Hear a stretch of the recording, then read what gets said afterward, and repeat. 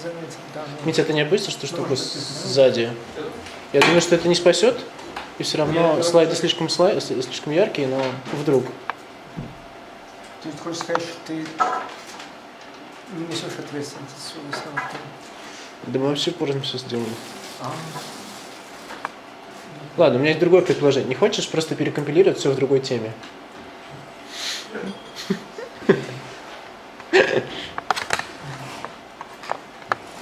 Такого маленького шрифта больше не будет. Нет, тему, в смысле, чтобы цвета были другие. Для видео? Да вообще не видно, тут белый экран. Я не отвечаю. Ну ладно, может кто-то другой. Ладно, может он не такой белый, просто делает вид.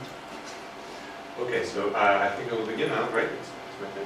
So the idea of my presentation today and tomorrow is that I will be talking for some time, and then you will have an opportunity, if we have time, to try to apply some of this stuff in a more active manner. So there are several datasets. I will talk about them at the beginning of my presentation, and they are online, so you can download them. So I can give you the link straight away. So so basically I will be talking, and then if we have time, we'll try to do something together. But what I want to stress is that I would like to everybody understand everything as we progress. So please ask questions, interrupt me. I will be happy to do this in a kind of dialogue fashion.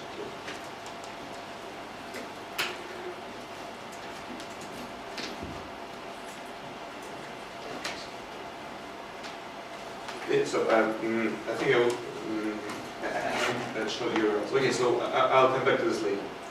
So let's not waste time for this. So the talk today will be about. Is it visible? So the talk will be about two main kinds of techniques. But first, we'll start with saying a couple of words of data which I have, in which I will be using in my presentation. But if you have some data of your own and have time, we can take a look at your data and try to apply some of these methods to these data.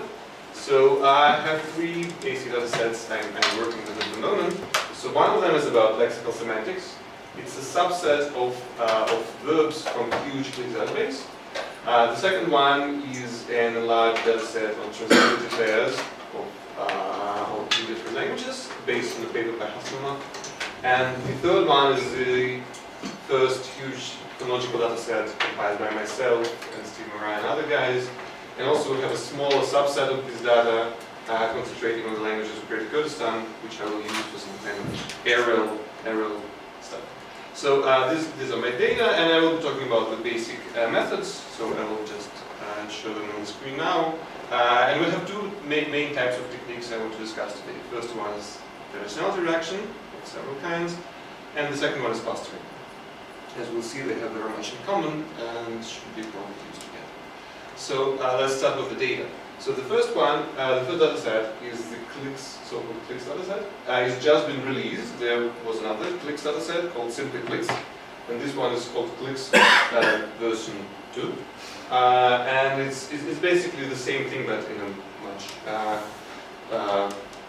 on a grander scale. They took several data sets from different languages. They have a Chinese data set, they have an African data set, and what it all boils down to is that if you take all the data and then you make it work for you method, you will have a huge SQL database. Which so nothing is visible here, but basically this is what they call the form table. This is the main data table of the data set.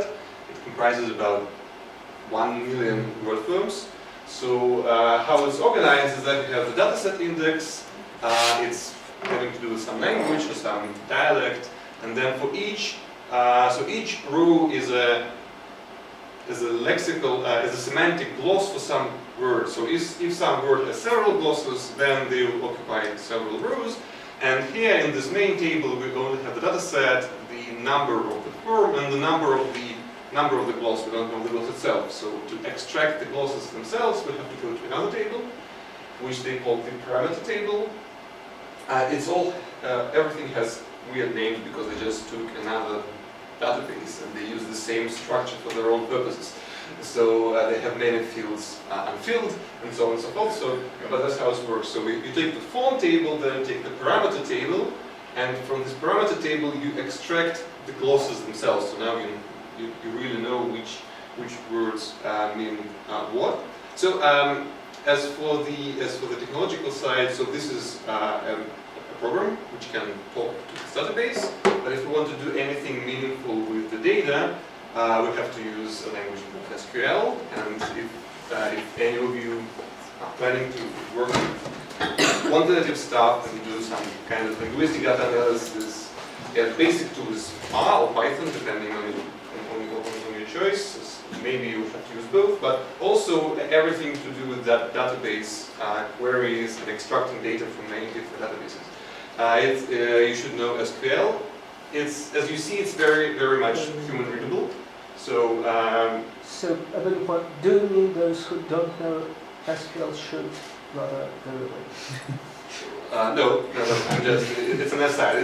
I'm just showing that it's very friendly and like you can learn it in a day or even a couple of hours. Just want to stress that it's useful knowledge. So this is a script I use to extract data from this database. So what I do is I take name, macro area, family, and this what we call clicks form is a normalized version of the word, and the conceptual gloss. And then everything else is a fancy way of gluing tables together so that everything counts in a single row. So, and then this is important. Here we have the complete list of glosses that we're using in this dataset. So we only take words which have these particular glosses.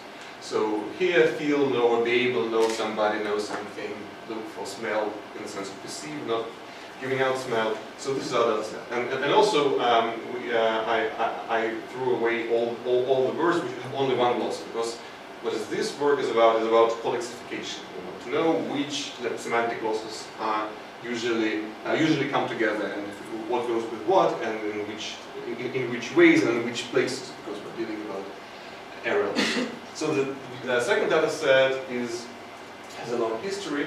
So in 1993, Math published a paper about transitive and transitive verb pairs in different languages. So he said that there are many ways in which these pairs can work. So we can have a causative alternation if we have intransitive verb, which we then derive, transform into a transitive one. We can have anticausative, which is the basic option in Russian, razbitsa. We can have what is called an equipolant relationship, and there is a basic root, and then we derive both intransitive and transitive verbs from this in different ways.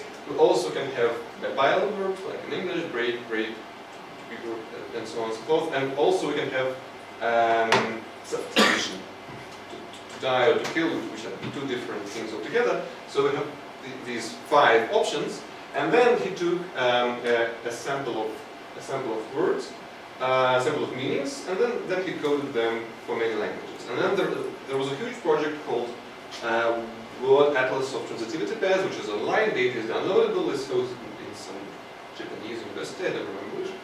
And then we came, basically, Peyton came and looked at this data set and wanted to do something with it, and we realized that we have to add more data and clean things up and ask a whole lot of people if they think that the data in the database are reliable. So after some cleaning, we have this table, which is basically the same data set, but we have 80-something languages.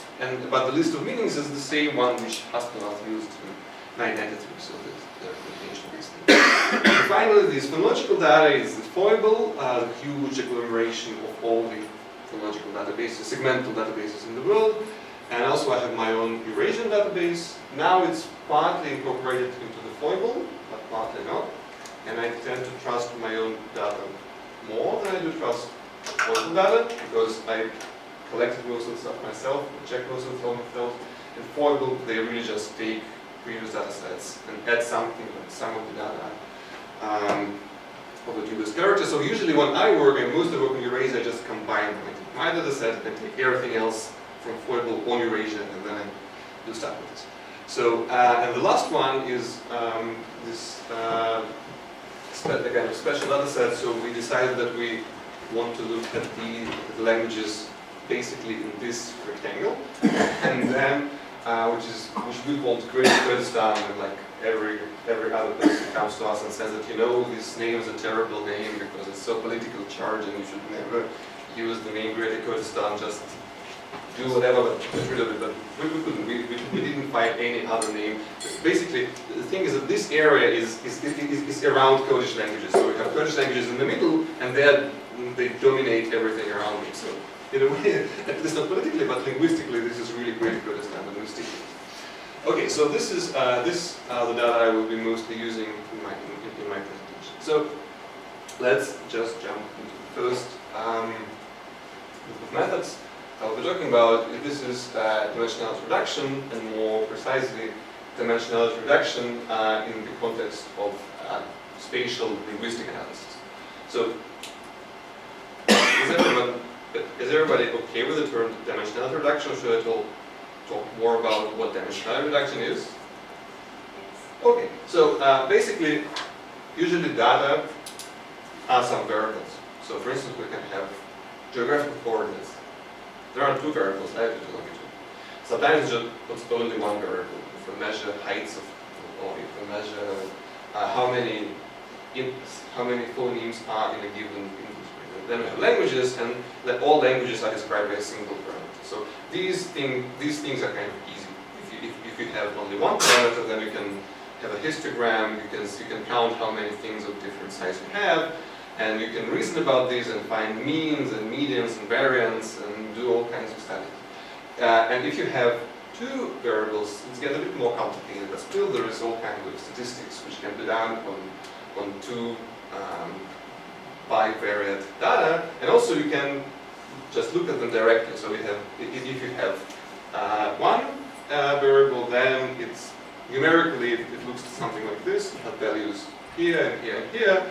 And then you can expect a histogram, and you see the distribution. So if it's in 2D, then you have these dots or this histogram, and geographical plots are also of the same kind. So at each point is longitude here, latitude here, and it's visually feasible. But when you have three coordinates, today's talk by Mark Donoghue, it utilizes these 3D plots of clusters, and then you have these clumps floating in the air and obstructing each other, and you begin to feel a bit nervous about it. And then you have 4 dimensions, and it basically becomes unvisualizable. So there is no way to think about 4-dimensional data, 5-dimensional data.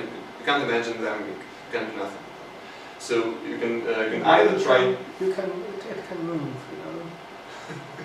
Well, yeah. In 4 or 5 dimensions, some clever people devise some very clever tricks to help people think about these things. But when you have 13 dimensions, 60 dimensions, it just becomes completely unmanageable. So there are either you just do some statistics with this without trying to make it meaningful to you, this is one way of doing this, but the other way of doing this is that you can try to say, okay, so there are all these axes of variation. So for instance, we take a language and we count the number of fricatives, number of affricates, number of stops, and number of vowels simultaneously. And then we have 4 or 5 parameters describing all the languages. And then we want to know how languages are different, like in a general sense. Not in detail, but how is there a way to have an equalized view of language? And then we say, okay, so maybe it just happens that we have all these axes, but none of them are equally important, for instance. Maybe we can do something with this axis to say, like, there are 2 real axes of variation, and everything else is just noise. And this is what dimensionality reduction is about. You take data, you take things which are characterized by many different parameters. And then you say, okay, not all of them are equally important. You can, for instance, try throwing away parameters. But the other way is trying to combine parameters. So for instance, we take a person and we have several parameters describing a person, like height, weight, and stuff like this. And then we say, okay, we see that height and weight are actually, there is a relation between them. Let's combine them into a height, weight, body index. And then you have one variable less, when you describe a person in your life, it's much more easy. The thing is that when you have all these very, very numerous access operation, when you have many variables. For instance, for a language, you can, as it's usually done, and we saw this again in the Markov implementation, you can have binary variables. Either this language has the sound f or not. Either it has some particular word order or not. And I have all these variables which are either 0 or 1, and we have 200 of them. Okay? So this is hard. So dimensionality reduction as a field of statistics and machine learning and data science is about taking all this stuff and then automatically trying to collapse them in a meaningful way to make the things manageable. So we'll talk about methods in a minute. But then let's concentrate on how we can use this stuff in our particular subfield now of trying to see areal patterns in data. So we have these very complex data sets. And let's say we can actually try to reduce them to manageable dimensions. So there are two ways we can look at this. First, we can say, okay, so let's take this complex data, let's uncover a hidden structure in this data, and then maybe this hidden structure will be different in different areas. And that's basically how you do areal studies using use techniques. And the other way is that you take your data and then you project it into this multidimensional space, you reduce the space to make it manageable, and then you compare this reduced space with geographical space. And that's all, it's also like, again, people do this in these maps of different dialects having different colors, which Mark showed and people in dialectometry do all the time, is that that's what they do. They say all these colors, they correspond to different places in the linguistic space, and if we see that neighboring places have similar colors, then we see areality. But actually there are two different ways. What we can also try to do is we can take data from different places, try to look at the data themselves and then compare. So we'll do both things. Question? Sorry, I didn't understand the first part, so what kind of structure? Is it not linguistic also? No, I mean, so we have multivariate linguistic data. Yes. For instance, all these binary morphosyntactic variables or binary lexical variables. And we want to see how, I'll show it in a minute, we want to see how verb meanings pattern, like, is like, closer, for instance, is obey closer to here or to see? So do verbs more often collexify the meanings obey and here or obey and see? We can do this globally, or we can do this separately in Eurasia and in South America, and then we compare Eurasia and South America by looking at these structures in different places. So it will be more evident when we start doing this. But what's very nice is that whichever approach we choose, we can do the same things. We can use the same techniques, exactly the same algorithms sometimes, and the same procedures to do this. So it's basically the point of view of analysis. The techniques are the same.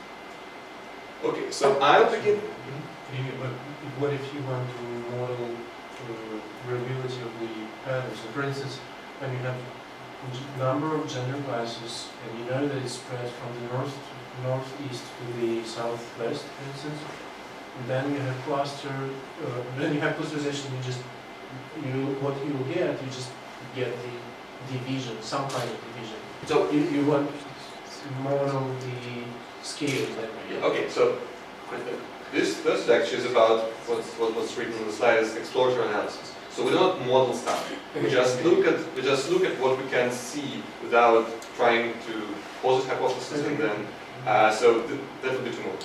So if you want to explain, yeah, that's a good question. If you want to explicitly model stuff, these techniques actually they can be massaged into modeling things and into.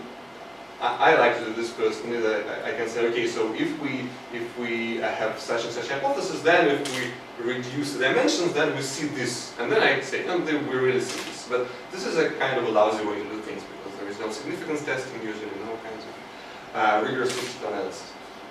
So I'll begin with the basic method, which is very often used, and many of you are familiar with it. But I'll recapitulate briefly because. Again, it was used by Mark and a different name today. So we'll see how this works more closely. So this is called principal component analysis, and it's used all the time in all the disciplines and stuff. It was independently discovered very early in the 20th century. So the idea is that there's a basic set of operations which we can do, and it says it isn't really a method for reducing dimensionality. It's a method of rotating the space and choosing the right vantage point for the space. So, for instance, what we do is we try to find a way to position the origin, the point 0, 0, 0, and to arrange the axes in such a way so that the variance across the axis would be maximal at any point. So this is a technical remark that if you're doing PCA, you should always scale your data. Otherwise, your PCA plot will always look like this, not always, but very often will look like this triangle, which is informative. Don't forget to scale.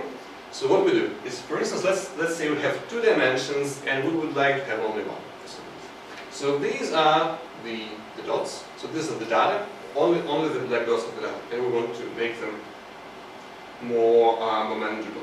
So we should find an axis so that if we project our points on this axis, then it will tell us the most about the data. In the case of principal component analysis, the most about the data means that the most variance will be explained if we choose this particular axis. So there are 2 equivalent ways to achieve this. Either we minimize the distance to this point, or we maximize the variance of points across this line. But in any way, what we do here is we just say, okay, this is our new main coordinate axis. And this is what people do when they do principal component analysis. So in this case, we chose only one axis, but we actually could have chosen another one, and then we would transform one 2D system of coordinates into another one, but in such a way that the principal axis now is much more informative. And then what we can do is we can say, okay, now we discard the second axis, and now our data is one-dimensional, and can be described by one variable, which may be easier for some statistical analysis. So this is the basic example. Does it make sense? Well, to be honest, not really. Should probably be repeated again, twice as slow, and with more explanations for silly people like me. Wait, so Probably starting with the previous slide. So the previous slide Yes. is okay. Forget about the previous slide. It's technical. Well, you really don't need the previous slide to understand. So the thing is that imagine that you have only the left part, and there are only the black dots. No black line, no red dots, only the black dots. So this is displayed in such a way that you have the usual Descartes axis going perpendicular to each other with the x-axis parallel to the floor. And you have this kind of points. So you see that actually these points, they are distributed along this axis. But this axis doesn't exist in this particular coordinate system. So what you say, okay, so maybe if what we could do is we could rotate this thing a little bit, and if we could move 0 from here to here, then everything will be nice and centered, and we will go from this picture to this picture. And now you see mostly the points are distributed along the new x-axis, and this is just random noise. It's random, it's uninformative, we can forget about it. So what we do now is we can discard this axis, and we have a univariate variable which looks like this. And now we can go to doing histograms and doing all kinds of univariate analysis. So we just found a way to look at the 2-dimensional data as though it was 1-dimensional data set. And we tried to lose as few bits of information as possible. So this is how it's done. And this is, it's evident from the outset that it's really basic way of doing things. Just rotate stuff and move stuff. And that's the only way. And then you basically choose what to discard. Okay, this will throw away. So this is in a way bad, but it's very good in that it's very, very interpretable. If you do this, you know what you're doing at every stage. And if this works, then you can say precisely why this worked, what it says about the data, and so on and so forth. So, and also it's very quick. May I ask a question? So, as far as I'm concerned, when you say that it's easily interpretable, do you mean like it's mathematically interpretable, which I would agree, but in terms of whether these new dimensions are signify anything, I think it depends on what were the initial things which you took into account. So if it were like height and weight, then of course the new dimension that you will get will probably interpret it as something like human size or something like that, which you referred to before. But if it's like, I know, whatever you didn't think is so much correlated in the beginning, but then you found out that, well, there is some strong correlation between the two things. But as far as I understand it, depends on your luck, so to say. So sometimes the two dimensions... You're right. The basic interpretability is in the mathematical sense, because we just know that things add up. So, for instance, one of the original use cases was in psychology, when we have all these variables describing people's social status, wealth, education, and so on. And then, for instance, we want to predict how people vote. And we can have 20 variables describing people, and we want to know why they vote in this way. And then we see that people who are younger and well-educated vote in one way, and people who are older and less well-educated, they tend to vote in another way. So we see that there is one real axis going from young, well-educated people to older, less well-educated people. And this is interpretable. Yeah, but it's interpretable mathematically, but you can't find out, you can't suggest a good word for this. Yeah, so something understandable, like people who are X-ier would vote this and that, but what X is not easily interpretable in non-mathematical. That's true, but everything about methods is they're internally interpretable, not externally. You can have some random data, and then it will be interpretable to the same degree. Yeah. So the real world scenarios are, of course, always up to ourselves. May I ask a question about why were the data multidimensional? Because 2 is not 1. One No, is... I don't think so. We have always X and Y, and we still have, but we just have the line instead of like a cloud of dots. No, so you see, when we projected these black dots onto this line, which we chose in a very careful way, we have these red lines, which are the projections of these black dots. But it's still two-dimensional. Yeah, no, these red dots, they're actually one-dimensional. If I could rotate the beamer, then you would see that they form a line. So you just say this is X, this is the X-axis. They are one-dimensional. Because the zero component of these guys is always, the Y component of these guys is always 0. But I know. After you project this. I will never understand that. No, it's actually, because I think that she's right, because you actually have 2 dimensions in this. Always. Yeah, But of it course. was a cloud and now Because it's you have the like... second point, and it will be... Well, everything which is, let's say, n-dimensional can be always thought of as living in n But plus how 1 we dimension. represent these things? So this particular one, I can Earlier, these dots without line, how do we represent it? each dot is a tuple of x and y coordinates Okay, and how do we represent the line? using only x coordinates. Every point on the line can be characterized. Oh, so we project it to the x. Yeah, Not X, a new X. yeah, a new x. We chose a new x-axis, which this is a new x-axis. We rotated this thing. Then we projected, like, let's say, each point on the Earth's surface can be characterized simply by longitude, right? You will lose information about the north and south, but you will know where they along the equator.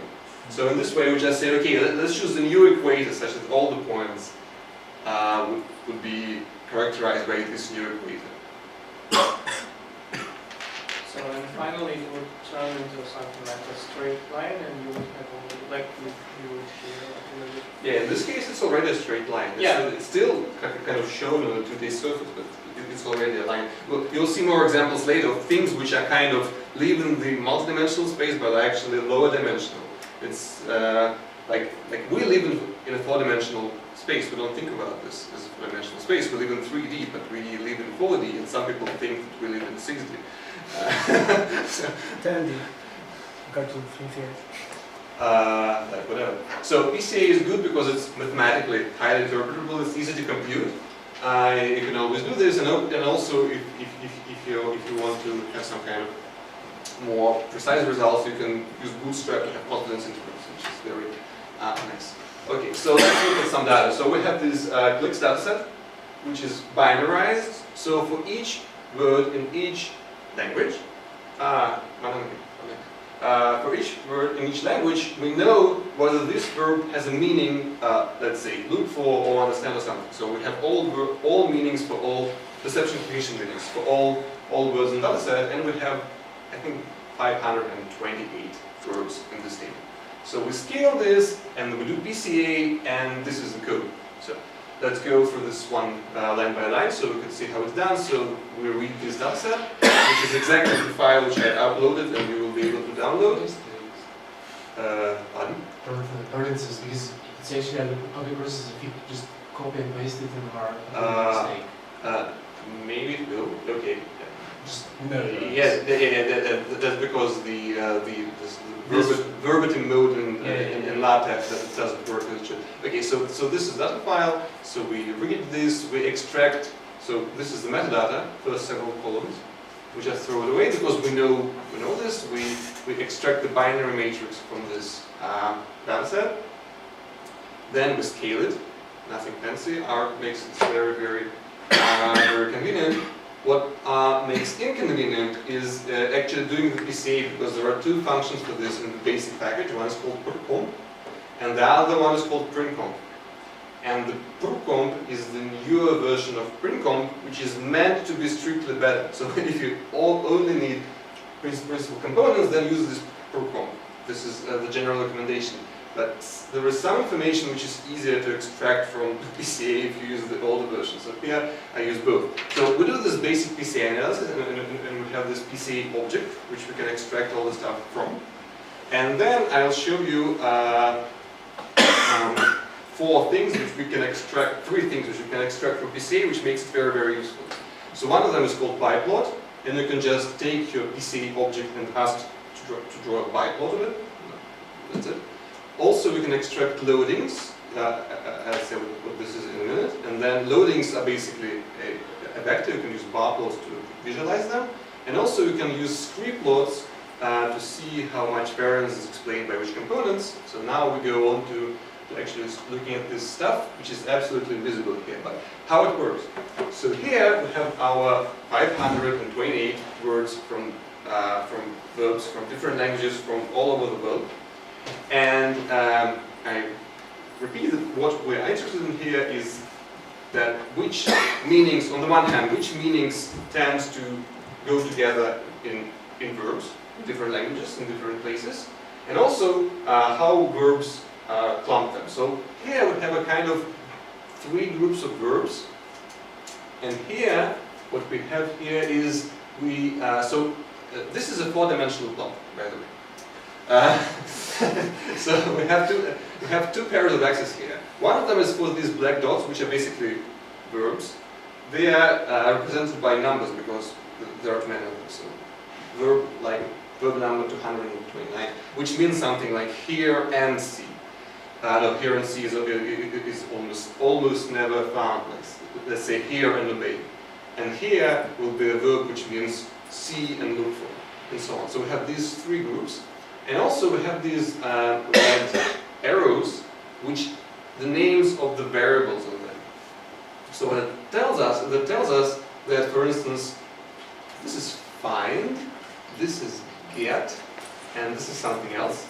But what it tells us is that these verbs, all these guys, they both mean get and find. So we have these meanings of get and find, and we see that these arrows get and find point here, but let's see, the meaning see points here. So most of these verbs will not have the meaning to see.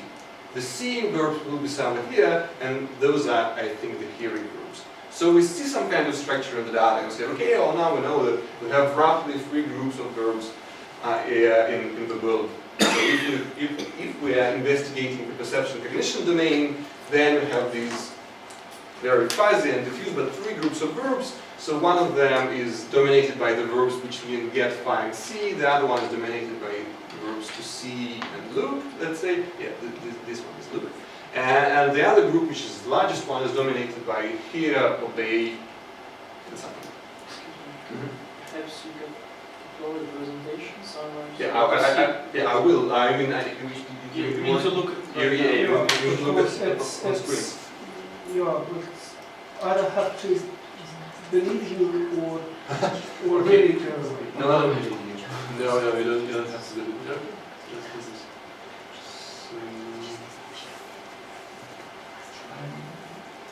Maybe when we have it, quickly go through the interpretation of this.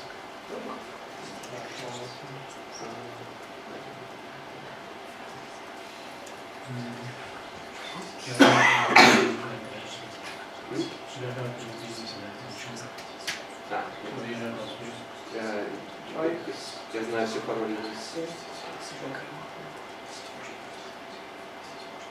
Я нажал 1000 раз.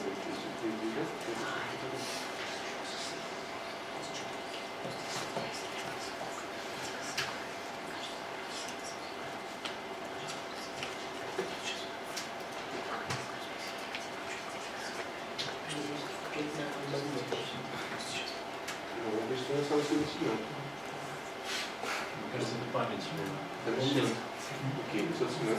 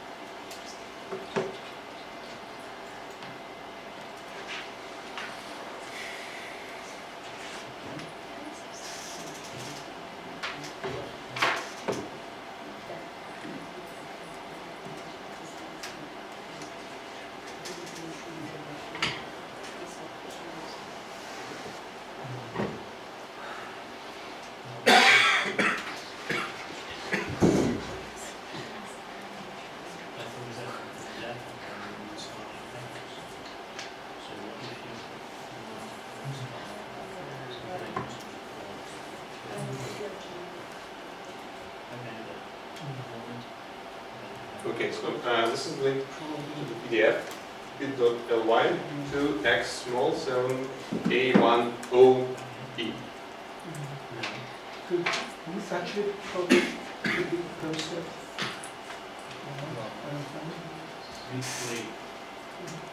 So we have a question about the nature of the colors. So black dots are just verbs in languages. Yeah. And red dots are like senses, or these are also real verbs? No, the red things. Just They are meaning components. But how are they localized in this? I beg your pardon. Sorry, very silly. What's after A? 1.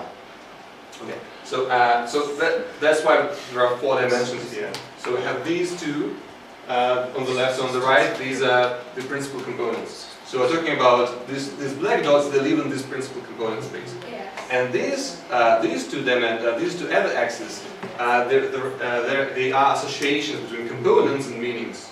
So they are on different scales. So they kind of show us that look and find and see. They drag these guys into this direction, but they do not live in this particular space.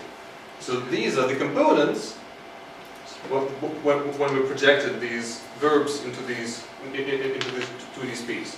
But these red guys are what is called loading. So for instance, let's look at the first principal component. So what is the main axis of variation in this data set? And we see that this main axis of variation is composed by verbs. Now you see this better than I do. So what is the rightmost verb on the next slide? Okay, so we see that the verbs are to the left if they have here, and this guy here, and this guy here. And verbs are to the right if they have see and look and stuff like this. So this is the main axis of variation in this data set. So we see that the verbs either have these two guys in common or these two guys in common. But how do we localize? So these are vectors, or? Yeah, these are But I can understand how I build a vector for a verb. It's like, I don't know, contextual vector or something like that. No, Or no. we do this PCA thing. Now we take 2 principal components, not 1, and then we project the verbs from the original point into. What sort of features do we have to project? The original verbs are characterized by zeros and ones, which we scale, so they're a bit different. Zeros and ones for what? For whether this verb has the meaning to see or not. Okay. So we have components of meanings, and they originally were binary. Only components of meaning. Yeah. So this is pure semantics. And then we scale them, and then we project them into these two things. So now we know how this actually happens. So we see that the main axis of operation is composed by things like here and see, like here and listen, dragging things in one direction, look and see, dragging things in another direction, and that's how these basically there is this basic split between the verbs on the left and the verbs on the right. Does this make sense? No. Okay. So this is what PCA can do for you. It can give you some structure, some basic representation of this multidimensional data, and it can also show you how we came to know this. And also we can see how successful we are. So in this case, what we use this thing called the scree plot. It's the last line in the code section. It gives you this. It says that out of all variation in how the zeros and ones are found in the columns, this first component, basically here plus listen versus look plus see against everything else, it explains some, like, let's say it's about 1/5 of all the variation. And then the second component is, which is something about understand, I think, is the second most important one, and then they kind of gradually go down. And what this tells us is that actually the data are very complicated, and PCA didn't do a good job of them. Because what we want to see is something like this, when the first component explains everything, and everything else is just unusable. So this is a picture from a paper about a totally different thing altogether. It's about how societies evolve historically, and these guys, they have many things like the complexity of monetary system, the complexity of government, the educational system, and then they say, oh, you see, these all things are correlated. So, and they have this outcome that there is a single dimension of complexity that structures global variation in human social organizations. So this is how you successfully apply PCA. You have this main component which explains everything, you report it, and you publish in NASA. Okay, so in this case, what we have is that actually everything is more complicated. We have the first component, which explains stuff, but not everything, and this plot looks like rather messy. So now we have several options. What we can do? Can you tell me how do you know that it explains away something like about 1/5 of a variation? How do you see this? So you see that this there is this variance. So the variance of this guy is about 2.8. The variance along this guy is about 1 point, and so on. So we basically sum all this stuff together, all this y, and then we divide by everything else, and you have the percentage of variation explained by the component. Okay, so it's like you did it mentally, not that you see it somehow. No, you see it kind of approximately, but it can compute this in a principled way. So it's good when your first component explains like 40% of variation, 50% of variation. In this case, it's around, I don't know, maybe more than 60% of variation. But in this case, it's like 18% of variation, not enough. So we don't see enough structure to be satisfied. So what we can do is we can look at different components. Maybe not only the opposition between here and C is important, maybe other oppositions are important as well. We can look for the loadings, but also we can just look for some other methods. And why this is important? Because we basically can have data which look like this. So as human beings, which are very well adapted at finding patterns, especially if they're outlined with this red line in the data, you see that basically these dots, they fall along this S curve with some noise. But this is just noise, so we ignore the noise. And we say, okay, so let's use the PCA. PCA data says this is the main axis of variation, which doesn't tell us much about data, because really we'll just, if we project everything on this axis, and if we, all the axes are orthogonal, so the second axis will look like this, and then we will have this basically clump of things around this. It isn't very pretty, and it isn't very informative. And that's why PCA is a very weak method in a way, because it can only rotate things and move things. And it cannot say, oh, I see this curve there. Let's do something with it. And that's why people work on other kinds of methods for uncovering this, these kinds of structures. And I'll show you two, which are most in vogue at the moment. So, so the basic idea is that you can actually find out much about stuff if you look at what neighboring points, what is the very local structure of this thing. So we say that this point is connected to these points, and this point is connected to these points, and this point is connected to these points, and then you see that they're actually all connected in one great chain. So that's how we do this. You try to, for every point, you try to find its neighbors, and then you somehow project this neighboring graph into visualization. So this is the basic overview of how contemporary methods work. So they induce this neighbor graphs, and then they project these graphs onto the surface, which is easy. And there are two methods which are very good at this, and one of them is super widely used. It's called TSME. It was proposed 10 years ago, and it was a sensation, and it's very widely used. So even, for instance, if you give this method digits, handwritten digits, written by different people with different handwritings, and you only characterize them by zeros, and so what is a picture for a computer? For a computer, a picture is of this very huge matrix with zeros and ones for black and white pictures, or for intensities or grayscales. So this is a very high dimensional vector. So when we see it, and there is a 1 here, for instance. So some of the guys will be blacked out, some of the guys will be white, and the computer have to know that this is a 1. This is a very hard task. Computer vision is a very hard task. So this TSME method, they said, okay, now we take these digits written by different people, we encode them using this very basic pixel by pixel method, and we see that the algorithm is actually it's actually possible for the machine to say these are all ones, these are all twos, these are all threes. So it's really good at uncovering the hidden structure in the data, and that's why it was so popular. So it has its advantages and disadvantages. The main advantage is that it's super cool. It just was better than anything else. But the disadvantage is that first it's a bit hard to compute. So if your data are huge, then you'll have to waste some time on computing this embedding. And also, as we see, it kind of separates things, but they're still very much together. So PCA gives you this main axis of variation. And there is no main axis of variation here, just we have these clumps which are kind of scattered around. So, as people say, it's very attentive to the local structure, but not very attentive to the global structure. PCA, on the other hand, is totally about global structure with no attention whatsoever to the local structure.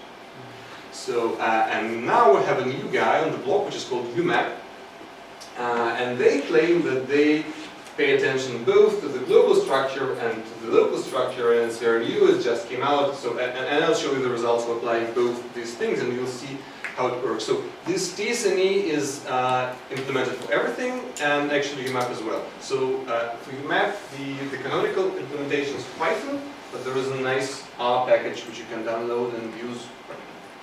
And also UMAP claims to be able to process huge datasets. So if you have trouble like waiting for TSNE to converge, then just use UMAP. So, and we look at the same dataset with these digits processed by UMAP, and we see that actually there is a kind of spread. So we see that maybe these digits are different from these digits, so we see round digits as opposed to more pointy digits. So we see that there is a kind of global structure here. This is the main selling point, that they show more difference between groups and data. And you'll see that in the language domain, really, the results are strikingly different, more much different. Okay, so now I hope you're able to see this plot. It's colorful. So what we did is that we took the same verbs, right? The same verbs characterized by whether they have the meaning look, see, hear, obtain, understand, and so on. And we tried to project them onto the surface. And then what I additionally did, since I knew that hear and see are almost never together, so I said, please color all the verbs which mean hear in addition to other things in red, all the verbs which mean see in addition to other things in green. Black's verbs mean neither hear nor see, and there is a couple of blue dots which have both meaning hear and see, and they only appeared in the second version of clicks. In the first version of clicks, we had 0 verbs which mean both hear and see. But here we have, I think there are 2 verbs from Australia and 3 verbs from Papua New Guinea which mean both. Okay, and indeed we see that TSNE, it nicely separates this here cluster from the C cluster, and some of the black verbs seem to be more like see in other meanings, which they have or don't have. Some of the verbs are more like here in other meanings, which they have or don't have. But there is a kind of diffuse, fuzzy thing going on. But if we use UMAP, we see that it just pushes everything to different corners. So here is the here camp, and here is the C camp, and here is an unaligned camp. Clearly, global structure is much more visible, and now we can say, okay, so now we see that there are actually 3 very salient groups of verbs in the word. Some of them mean to hear, and to obey, and to listen, and some of them tend to mean to see and look at, and so on. Sorry, what in the UMAP analysis the black dots are not connected together? Maybe because they're not really together, because here they're actually all over the place, right? Yes. They're not really together either. But here we see that they're not really together, and they're quite different from each other, and they're between these 2 groups, which is a nice result, because you will see later how it can be visualized another way. But so it means that the ones that are clustered together is because their meanings is more similar and. Yeah. Okay. If we take groups of meanings, yeah, those that are clustered together, their meanings tend to be more similar to each other. But yeah, maybe there are some other meanings. I just didn't explore this very deeply. Maybe this particular cluster means something, is dominated by some particular thing like smell, for instance. native reciprocal verbs, which mean only smell. So this really shows us the structure. So now let's go back to the original goal and say, okay, so now let's look at this structure in different places. And what are the axes? these axes have no interpretation. That's why PCA is better in some way, because these are just arbitrary things that the algorithm came up with. So this is the code. It's very, very similar. This is most of the code is occupied by how I colored the points. I just collapsed together, meaning here and C, and we see that the black ones are neither. Here is the first one, C is the third one, and so on. And then I just use these functions, which are very, very similar, very easy for everyone who knows R to use. We just have these matrices and we plot one against the other and use the colors and the shapes and nothing absolutely complicated or plotting. And so and these are the names of the libraries. It's called UWOT for UMAP and R with Greek R, TSNE for the TSNE implementation. Okay, and now we can take the same data and try to do the areal analysis. So we had enough data points for 4 macro areas. So we're looking at those macro areas: Eurasia, Africa, Indonesia, and South America. And then we can try to investigate how these groups of verbs are different or similar in different places. So I will not go really deeply into the analysis here because I actually didn't spend much time, but we see that from the point of view of TSNE, Eurasia is more chaotic, and South America is more well separated, and we can look at different verbs and see how they behave in different places, and this tells us that something is going on in different things in different ways, and UMAP shows an even more striking picture. So these are completely independent analysis, so the coefficients or whatever are different for each region. Yeah, we only look at the shape, at the general shape, at the general structure of the. It's scale, and scale doesn't matter. The particular thing doesn't matter. Okay, what it is, it doesn't matter if the green is in the next one. So if the green in population is down right and in Africa it's you can flip things in any way you want. The other thing that means is that in Eurasia we have very clear 3 groups, and in all other areas we basically have either 2 groups or So it's 2 group structure everywhere except for Eurasia. So this tells us maybe that Eurasia is different about how it structures the meanings of perception information verbs. That's what the method gives you. And actually, so this is much more visible in your own screens if you have them. So we can do the same thing with the meanings themselves. We can look at how verbs are different, but we can look at how meanings are different.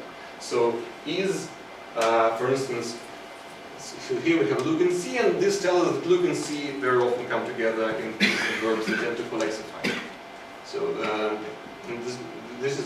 these are the pictures produced using the columns and the rows. I will not say much about them. You can look at the slide. Make your own conclusions. So this is totally another way of looking at this data. We can just, when meanings are connected, when meanings are in the same verb, we connect them with an edge, and the width of the edge is proportional to how often the 2 meanings are connected, and then we have this nice structure with this get, int, find, look for verbs on the meanings on the right, obey, listen, hear, feel, smell, taste on the left, and in the middle we have understand. Understand is very important here because it's the most central verb ever. So understand seems to participate in all kinds of codification, which tells us something about how different verbal meanings evolve. Okay. But as I said already, visualization itself only shows you pictures. Pictures, sometimes they're publishable, sometimes they have so nice a picture that you publish it and you get famous with the picture. But usually in our field, picture is not enough. You have to look at the picture and you say that we see this, and this tells us this and this, and you have to provide an interpretation. So these methods are very good because they sometimes give you fantastic pictures out of very complicated data and make it possible for you to reason about very complicated things, but you still have to reason yourself. Nobody else will do this for you, and the interpretation is really always up to the to the researchers. So I also showed this slide as an illustration, but as Marcus here, just go and talk to Mark about this one. Okay, so now I'll talk briefly about this other way when we project languages into this space of variables, and then we see if they pattern in any interesting way. So any questions about the first part? No, so we can just discuss it later anytime. So now let's talk about a very specific question. When can we say that some territory is a linguistic territory? And actually there are many points of view on this topic. No definite answer, no definite procedure, algorithm, or anything. I read a recent Cambridge handbook on Areal linguistics. Areal linguistics is a huge book, and they have 20-something chapters, and more or less each chapter is yet another approach to defining areas.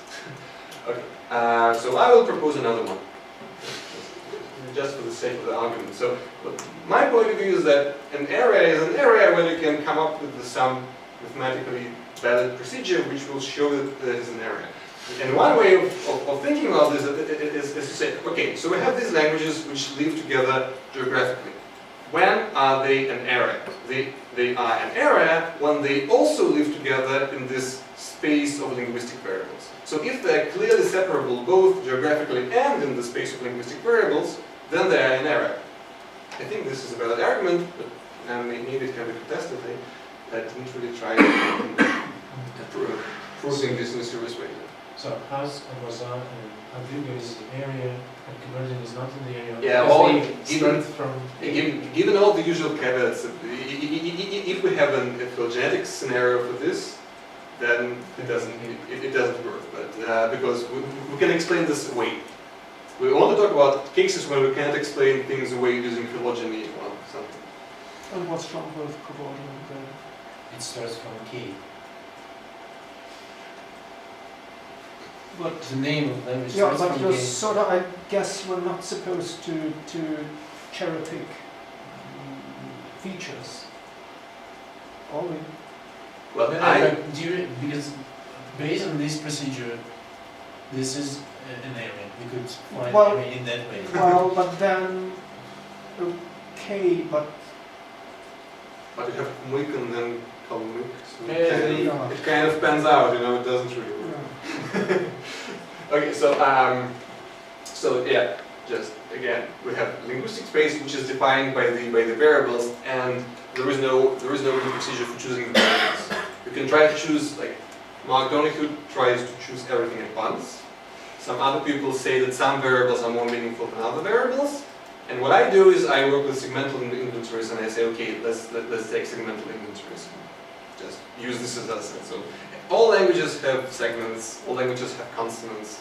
I don't use vowels. All the people who try to use vowels just basically came to this despair of it. So like it's very hard to many people go and say I don't use vowels, and then people ask, why don't you use vowels? The only real truthy answer is just go and try to use them and you'll see how you know how to do it. It's impossible. They are very poorly described, they are very volatile, there are all these weird features in them. So I use consonants. But basically you can use any other features, more syntactic features, lexical borrowing features, whatever.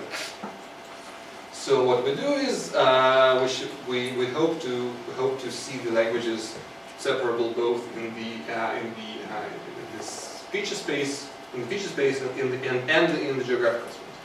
But here we run into technicalities, because what we want to see is that when we looked at this binary data set, we didn't really care about how we compute differences between languages. It was kind of evident for us.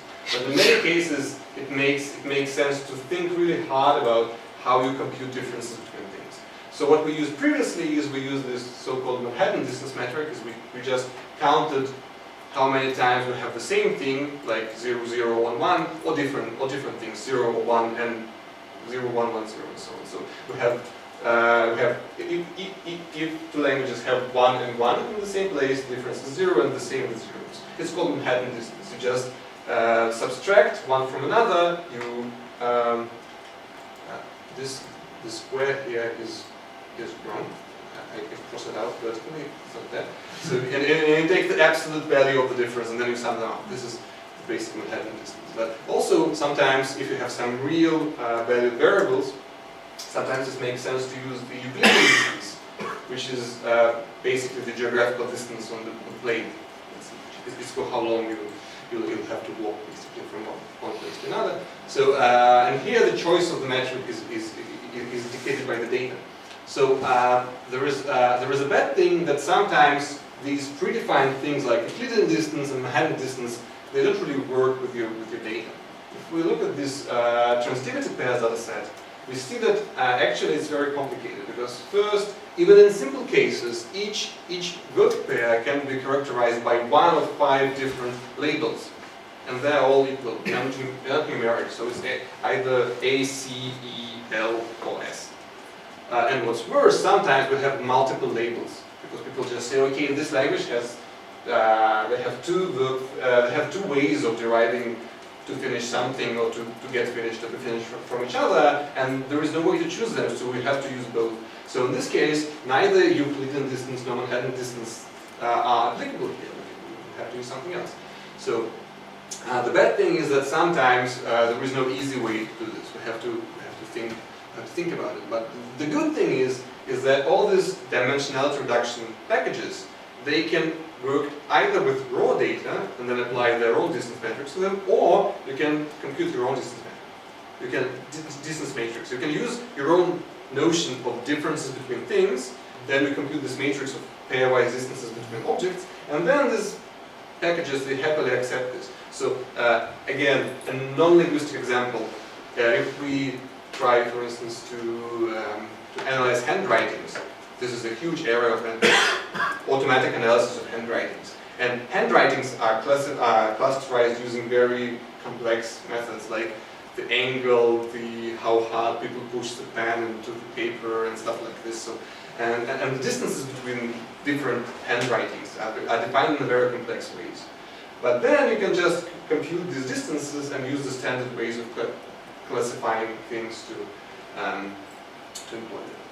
So with this what data, we just use actually a pretty classic way. It's called Jakarta similarity. You just take 2 sets of things, and you see you look at how many things these sets have in common, and how many different things there are overall, and then you divide one by the other, and this is called Jakarta similarity. So if you want to have Jakarta dissimilarity, you take one and you subscribe the similarity. And this distance, it actually gives us very particular thing.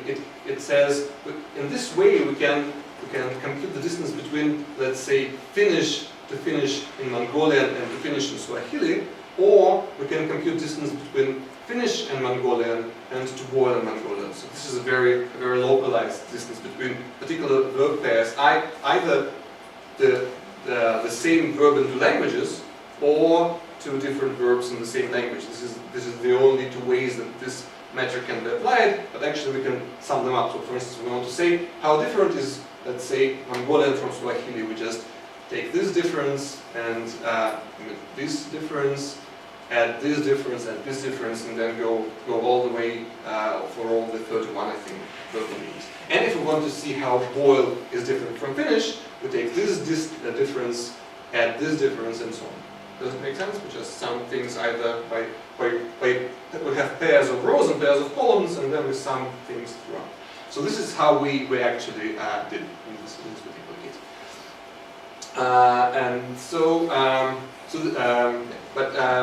Maybe I'll return to this dataset tomorrow, but now I'm not doing this. This is I'm sorry, I'm just jumping back to this third dataset I was talking about. It's these languages of Kurdistan. And we actually use the same metric. We use a Jakarta similarity metric.